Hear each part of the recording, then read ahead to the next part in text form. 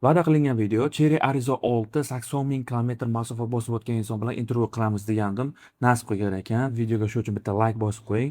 Assalomu alaykum hurmatli kanalimiz a'zolari hamda YouTube kuzatuvchilari. Qarshimda Cherry Arizo 6 Pro avtomobilda 80 ming kilometr masofani bosib o'tgan inson Abror do'stimiz turibdilar. Assalomu alaykum. Yaxshimisiz? Yaxshimisiz? Bu videoni oxirigacha ko'rsanglar, Cherry Arizo 6 haqida taassurotlar bo'yicha gaplashamiz. Qani bo'lmasa boshladik. Xo'p, Abror, birinchi savolimiz nima uchun Cherry Arizo 6 avtomobilni xarid qilgansizlar? 2024-yilda biz bir borib prova uchun borib mashinani haydab ko'rdik. Test drive qilib ko'rgansiz. Test drive ko'rdik. Juda ham mashinada juda ko'p qulayliklar ko'p. Ham uzoq masofaga ham shaharning ichida ham har tomonlama qulay, ham tejamkor avtomashina ekan. O'sha uchun bizga yoqqani sababli 2024-yilda biz xarid qildik Arizo 6 Pro'ni, Cherry Arizo 6 Pro'ni. Hozirgacha haydab kelamiz. Xudoga shukr, yo'lda qolib ketdi, bunaqa muammolar yo'q. Sotib olgandan so'ng shu almashtirganimizda 4 ta balon almashtirdik. Atak shunaqa mo'yin almashtirdik, bunaqa katta xarajatlar bo'lmaydi. Masalan, boshqa mashinalarga o'xshab ortiqcha narsalar, ortiqcha jihozlardan biz xoli bo'ldik. Qo'yilmagan boshqa. Ha. Propandan, benzindan? Propanda yuramiz. Aha, nechtalik balon qo'yilgan?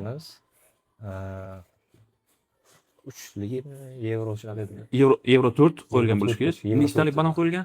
47, 42, 65, 42 qo'yilgan, ha?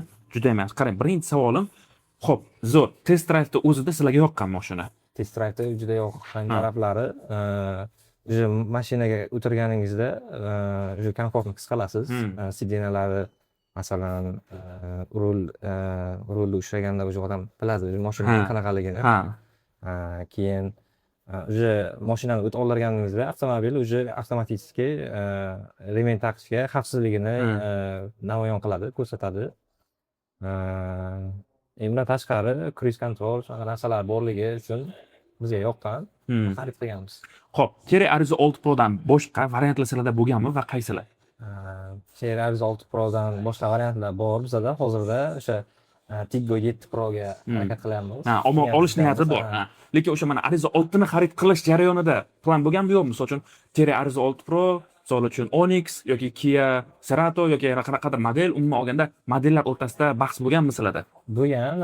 Birinchi o'sha Kia'ni ko'rganmiz, Kia K5ni ko'rganmizda, Kia'da ham xuddi shunday Cherry'da yaxshi qulayliklar ko'p. Lekin Kia qimmatroq, bu Cherry sal arzonroq, lekin o'sha Kia'da nima bo'lsa, Cherry'da ham xuddi shu narsalar bor. O'sha uchun bizga yoqqan va endi JM baribir o'sha moladan o'tdi o'zi. Ko'z ko'nikib qotib bo'ldi hamma.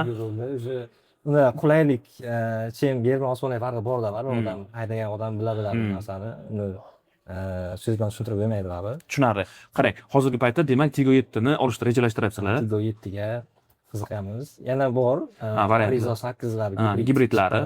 Shunga ham qiziqishi bor hali. Shuni ham olish planda quribdi hali. Hozirgi paytda xudo xolasa Arizo 8 gibrid hamda Tiggo 8 gibridlar kirib kelgan O'zbekistonga va yangiliklardan Tiggo 9 ham kirib kelgan. Tez kunda uni ham sotib ochilgan, xudo xolasa. Navoiy viloyati Karmanat tumanida M37 yo'lida Moxino to'yxonasiga yetmasdan joylashgan Aster Auto City Navoiydagi Cherry Adam Aster Navoiy avtosalonida Cherry Arizo 6 Pro hamda Tiggo 2 Pro avtomobillarini 60 oygacha foizsiz muddatli to'lovga xarid qilishingiz mumkin. Avtosalon manzilini aytib o'tdim, telefon raqamlarini pastda qoldiryapman. Aytgancha bu videoni Cherry Arizo 6 Pro avtomobilni xarid qilish istagida yurgan tanishlaringizga yuborishni unutmang. Endi videoni davomini ko'ramiz. Qarang, asosan o'sha dvigatel moyi, korobka moyi almashdimi yo'qmi? Yo'q, almashmadi. Almashmagan. 80 ming yurgan, lekin hali korobka moyi almashmagan. Balonlar almashdi. Odatiy umuman olganda moy almashtiriladi, benzin solinadi, yuriladi, boshqa hech qanaqa muammo bo'lgani. Boshqa xarajat qilingani yo'q. Ha, tushunarli. Qarang, endi masalan ko'pchilik Arizo 6 ga nisbatan ходовой жесткий degan e'tiroz bildiradi. Bunga nisbatan fikringiz qanaqa? Haydab ko'rdik. Masalan, ko'p kishi shunaqa fikr yuritadi, lekin xudoga shukr, mana 2-3 yildan beri haydab yurgan bo'lsak, unaqa ходовойdan muammo topmadi. Muammo bo'lgani yo'q. Yaxshi mashina. Mers ходовой yoki nimalardir qilgani yo'q. Ortiqcha narsa kerak emas. Trekerlardan ko'ra yaxshiroq-da. Nima odam bilinadi o'zi. Ha, o'tirgan paytda. O'tirganingizda bilinadi. Avtomobilning dinamikasida hech qanaqa muammo yo'q. Yo'q. Menga yoqqan. Har taraflama ham qulay, ham sifatli, ham O'zbekiston yiliga yaxshi. Qariyb mana 100 mingga yaqinlashyapti-da endi 2 yil ichida 80 ming ham hazilakam narsa emas. Avtomobilga mana tanishlar, oila a'zolari o'tirgan paytda shu avtomobilni bekor olsam degan e'tirozlar ham bo'lganmi? Yo'q, unaqa e'tiroz bo'lmagan. Biz hamma sifatlarini aytganmiz, qulayligini aytganmiz. Ayrim tanishlarimiz o'sha bizlar birinchi sotib olganimizdan keyin orqamizdan sotib olgan. Ko'pchilik sizlarning orqalaringizdan ko'rib xarid qilgan. Tushunarli. Umumiy olganda qarang, masalan, avtomobilda qanaqadir kichik ko'rinishdagi nosozliklar yuzaga kelganmi, yo'qmi? Elektronika, multimedia, 360 graduslik kamera masalan ishlamay qolishi mumkin yoki dvornik hisoblanayotganda oyna tozalagichlari ishlamay qolishi mumkin, rul podogrev. Umumiy olganda mana shunaqa mayda elektronika jihatdan muammolar bo'lganmi yoki yo'qmi? Unaqa muammo lekin bo'lmagan. Endi mashinada qanaqadir muammo bo'lsa agar tabloda ko'rsatadi. Hamma mashinaga singari.